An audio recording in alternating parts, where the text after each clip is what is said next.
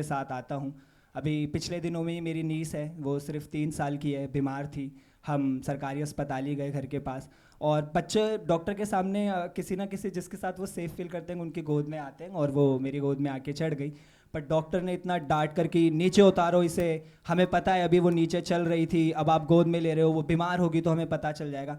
मतलब जैसे हम बैठे हुए हैं कि मुफ्त है और हमें शौक़ है हमारे बच्चों को बस अस्पताल लेके जाने का। हमेशा सबूत मांगा जाता है फ्री के साथ कि फ्री है तो बीमार हो तभी आओ, ये नहीं कि फ्री है तो मुफ्त का उठाने आ गए।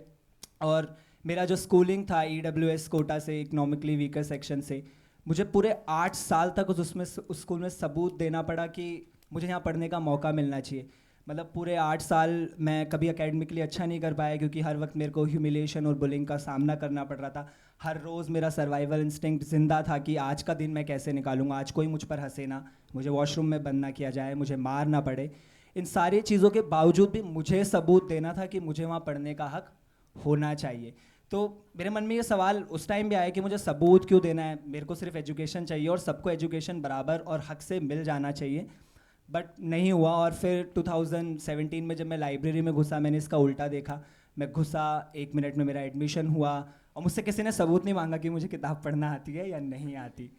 वो था कि वन कि अगर कोई लाइब्रेरी में आया है तो किताब पढ़ेगा या किताब सुनेगा, तो मुझसे किसी ने कोई सबूत नहीं मांगा। और अक्सर ऐसे स्पेसेस भी मुफ्त हैं, हमें पता है कि ऐसे स्पेसेस मुफ्त हैं, बट हमें इन स्पेसेस में, मेरे मन में तो हमेशा घुसने में एक डर लगा रहता है, क्योंकि शायद पॉलिसी लेवल पे या पब्लिकली ये स्पेसेस भी एंटी कास्ट नहीं है। और मुझे लगता है कि फ्री के साथ एंटी कास्ट होना बहुत ज़रूरी है ताकि सब घुस सकें।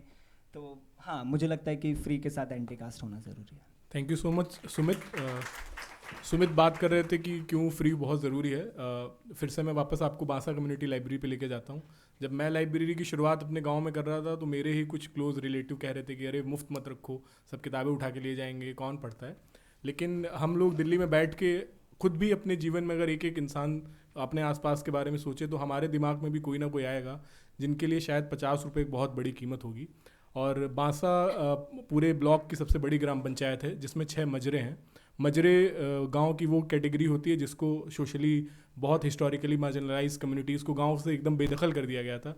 तो वो कागज़ पर तो वो गांव का हिस्सा हैं लेकिन मेन रोड से बहुत दूर रहते हैं। तो मैं मजरों में पर्सनली ऐसी फैमिलीज़ को जानता हूँ जिनके लिए 10 रुपये शायद एक बहुत बड़ी राशि है, और वो अपने बच्चों को डिस्करेज करेंगे कि तुम मत जाओ लाइब्रेरी में, क्या होता है। तो thank you so much Sumit for emphasizing on free. And free सिर्फ इम्पॉर्टेंट नहीं है, फ्री बहुत अच्छा है और सभी को एक्सेस, सभी को स्पेस देता है फ्री लाइब्रेरीज़ में। जब मैं बात कर रहा हूँ बांसा की, तो एक ये भी बात कर रहे थे कि गांव में कोई पढ़ता नहीं है, कौन पढ़ेगा किताबें, अब इंटरनेट है ऐसे करके। So I would like to ask that there is a common myth that readership is declining in India and because of internet, because of digital platforms. But we at Grassroots know that this is not true. So सबा, आप बताएंगी कि कैसे ये सिर्फ एक मनगढ़ंत दिल्ली में बैठे या शहरों में बैठे लोगों की सिर्फ एक बात है। जब फ्री लाइब्रेरी की बात हो रही है तो मुझे अपने शहर के, हमारे भोपाल में इकबाल लाइब्रेरी है और विवेकानंद लाइब्रेरी है, और मैं इन लाइब्रेरीज़ में, इकबाल लाइब्रेरी में 2 दफ़ा गई हूँ। और जब भी इन लाइब्रेरीज़ में जाना हुआ है तो वहाँ पे स्कूल कॉलेज छोड़े हुए स्टूडेंट्स उन लाइब्रेरी में नहीं दिखते हैं। जो कंपटीशन एग्ज़ाम्स की तैयारी कर रहे हैं सिर्फ वही युवा उन लाइब्रेरीज़ में दिखते हैं। सो भोपाल के संदर्भ में मैं कहूँगी कि जब हमने समुदायों में लाइब्रेरीज़ जो अलग अलग समय में खुलते हैं, अपने सामुदायिक लाइब्रेरी में देखती हूँ, तो ये जो मिथ है कि लोग पढ़ते नहीं हैं, फ्री लाइब्रेरीज़ होंगे तो कौन लोग आएंगे। और हम रोज़ाना अपने लाइब्रेरीज़ में देखते हैं कि शाम के वक्त काम से लौटते हुए मज़दूर तबके के लोग, मज़दूर जो दिन भर मज़दूरी करते हैं और वो शाम को हमारे लाइब्रेरीज़ में आते हैं। थोड़ा बहुत जितना भी पढ़ना जानते हैं, किताबों को पढ़ते हैं, किताबों के पन्ने उलटते पलटते हैं, बुजुर्ग औरतें जो आके कहानियाँ सुनाती हैं पुस्तकालयों में। सो जब हम कहते हैं कि कोई चीज़ जो सबके लिए है, समुदाय के लिए है, लोगों के लिए है, उसको जब हम सहज बनाते हैं तो उसको सुलभ बनाना भी ज़रूरी है। जब तक वो सुलभ नहीं होंगी तब तक वो लोगों के इस्तेमाल में नहीं आएंगी, लोग वहाँ आसानी महसूस नहीं करेंगे। सो जब सुमित जो कह रहे थे कि फ्री जब कोई चीज़ है तो उस फ्री चीज़ से डर ख़त्म करना, उसको सहज और सुलभ बनाना ताकि हर वर्ग के लोग, हर उम्र के लोग उसका सही इस्तेमाल कर पाएँ, सहजता से उसका इस्तेमाल कर पाएँ। सो एक तो ये फ़र्क दिखता है। और दूसरा ये कि मध्य प्रदेश के संदर्भ में मैं बात करूँ तो निमाड़ से आने वाले लोग, मालवा से आने वाले लोग, बालाघाट क्षेत्रों से आने वाले लोग, मध्य प्रदेश बड़ी तादाद में आदिवासी समुदाय मध्य प्रदेश में निवास करते हैं। सो जो छोटे किसान हैं उनके बच्चे भोपाल में आके सिर्फ कंपटीशन एग्ज़ाम की तैयारी करने के लिए, सिर्फ नोट्स और किताबों के लिए बड़े महंगे कमरे किराए पे लेके भोपाल के लाइब्रेरीज़ में तैयारी कर रहे हैं। तो क्यों मध्य प्रदेश के छोटे छोटे गाँवों में, सेमी अर्बन शहरों में क्यों लाइब्रेरीज़ की व्यवस्था नहीं है? क्यों समुदायों के भीतर लाइब्रेरीज़ की व्यवस्था नहीं है? क्यों किताबें और लाइब्रेरीज़ एक तरफ सिमटे हुए हैं? सो ये जो ज़रूरत है, एक्चुअली फ्री लाइब्रेरी ज़रूरत है, किताबों की पहुंच ज़रूरत है समुदायों में, हमारे देश में, भोपाल में, मध्य प्रदेश में। तो ये तब तक सबका विकास नहीं हो सकता है जब तक किताबों की और लाइब्रेरी की पहुंच सब तक नहीं होगी। So thank you. I think Sabha rightly mentioned that this myth of declining readership in India often overlooks the narrative that the access is not there. And as we heard from Banu in her introduction, that there is one book that a child can read for a week. I think Banu, can you share like how that this is just a myth and people and students and children wants to read? We see that children want to read every day, but in our case, like we had mentioned, that they have only one picture book to read for the entire week. And a school library with just 100 books is definitely not enough. They need a large collection of books to choose from based on their interest, their language or context, and their reading levels as well. Quite often we hear that an 8-year-old should be able to read chapter books. But I believe that this comes from a position of privilege. We need to first ask, like, do they have access to books? How early in their lives do they have access to books? And we also need publishers like Tulika or Pratham to publish books originally written in regional languages. Like mostly it's written in English and then translated into regional languages, but we need the opposite, which is happening very, very less. And we also need Tamil publishers, big Tamil publishers like Kalachuvadu, Edir or Neelam, to publish picture books or publish translations of picture books, which they're already doing with books for adults. Like for example, Punachi, Tamil book by Perumal Murugan is available as a picture book in English, but not in Tamil. I don't know whom we should ask yeah, that's why I'm mentioning this also. I should ask English publisher or the Tamil publisher, because they do publish in regional languages. It's been like quite some years, but we don't have this in Tamil yet. And also we have this notion that reading online builds readership, but it really doesn't. Children want to touch books, they want to see books, see pictures with their friends. That's what builds readership, not reading online. And not everyone has access to digital resources. Thank you so much, Banu. In Rituparna's introduction, the last line was that libraries saved them. So we have like seen that libraries had that potential to be a safe space, and when safe space from humiliation, from prejudice, from exclusion, where people feel welcome to express themselves and engage in a meaningful dialogue. I think, Ritu, please tell us that how do your libraries foster such an environment? Thank you for this wonderful question.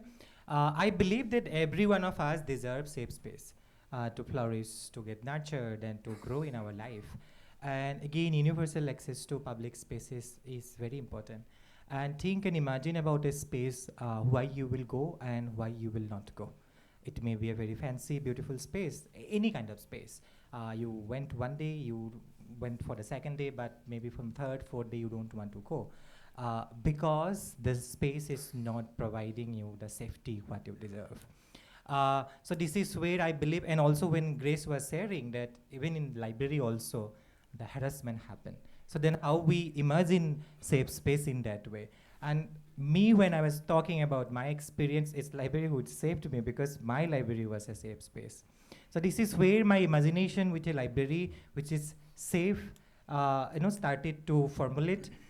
When I imagine a safe space, it is safe from it save you from all sort of discrimination, all sorts of oppression, and it give you opportunity to grow, and equal opportunity.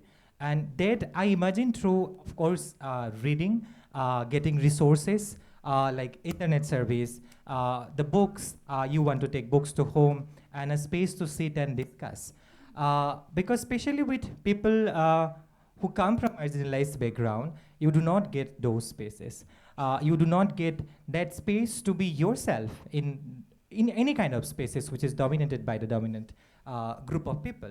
So during that time, I imagine a library in that way, where that library provide you that equal space where you can be yourself and you can claim your rights and you can be part of any kind of discussions and you can access to all these kind of resources. So when I talk about my library, because your question is on that, in Assam, when we are organizing ourselves for the LGBTQI movement work for our rights, as Grace was talking about, we don't need welfare, of course, but we need the rights because it protects you in the long term. And that is so fundamental. So when we're organizing ourselves, that time we felt that it's the library from where if you get organized, everyone can come together. Us, the people who are oppressed, and also the others who are ally also, where we can come together and we can sit, we can churn out what action, what social action we want to do, that we get affirmative action and we get the rights. So this is where, if we are organizing ourselves for the Pride Walk, we do all sorts of events and all sorts of activity, within the library. If we are planning an advocacy work with the local administration, with the district administration, we do all the strategic work within the library through reading, sitting together, breaking the hierarchy, creating an equal space. And then from there we go and do the work. And from there we try to assert. And also, when we're talking about the safe space, a lot of time, as I said also, that there is no space to be yourself as well. So for us to organize my community, that is one space, that is one tool where we do potluck, we cook together, we do fun activity, we do open mic, so many other activities as well, where the community feel the oneness that we are together, and from here we can thrive and we can go. So this is where it's very important to create any spaces as a safe space. Particularly, I believe that library can serve as a safe space for all of us, which helps us to thrive. Thank you. Thank you so much, Ritu. You rightly pointed out that generally there is this perception that libraries are just for reading, but reading is just a tool of academic success, we can say, but it is primarily an act of resistance, and libraries provide safe spaces and therefore provide a space for resistance. Emily, in her concluding remarks, pointed out that how a library provides access to books and books provide access to the world. And I think this last part of this panel discussion, we can talk about how libraries give equal access, and sometimes they try to play a level playing field. By providing equal access to resources, libraries aim to create a level playing field for everyone. However, the reality often reflects systematic inequalities, whether it's limited resources or barriers to inclusion. Sumit, how does this commitment translate into practical actions, especially in the context of socio-economic disparities? तो